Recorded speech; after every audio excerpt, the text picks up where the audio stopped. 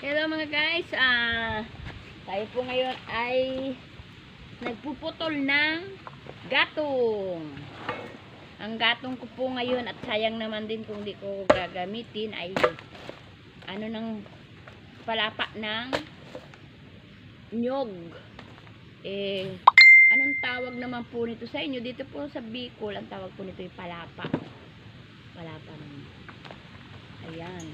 Makakaluto na po yan ng marami. Ito naman po, di ko naman po siya tinitira ko naman po yung sa may ulo ng palapa. Kasi pwede ko naman itong igatong doon sa magpapausok ako sa paligid ng kulungan ng aking baboy.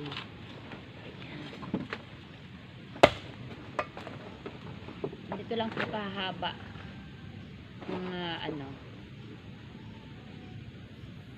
Mga 4 inches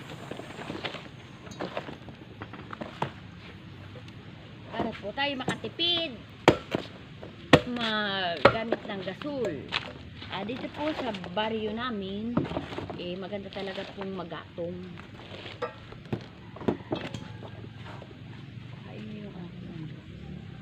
Ayan po yung aking dirty kitchen kung tawagin.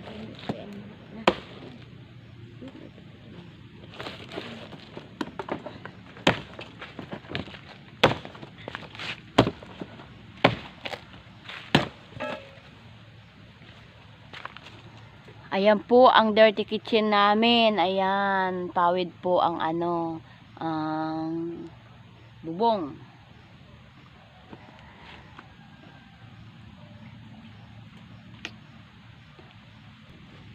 Okay, ayan, mandali na po ako matapos putol ng gatong.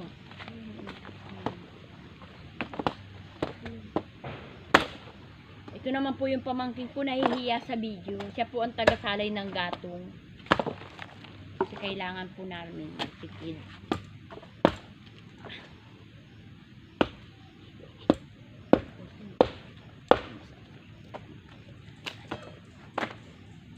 Ngayon po ay medyo hindi na matalim ang aking itak. Ayan, sundang ba. Ito nang puhasain ko dito. Dry na lang. Wala na pong tubig-tubig pa.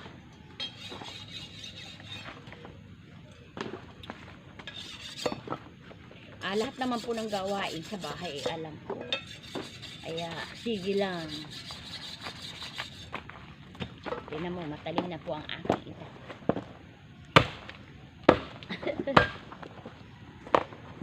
Medyo makunat po kasi putulin kapag kapag tuyo na.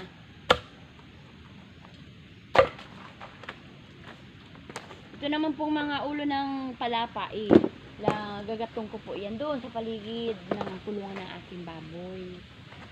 So gusto po ninyo makita ang kulungan ng baboy ko, wait lang po at tatapusin ko lang po ang pagputol na may 2 pang palapa ng gatong po. Tapusin ko lang po ito.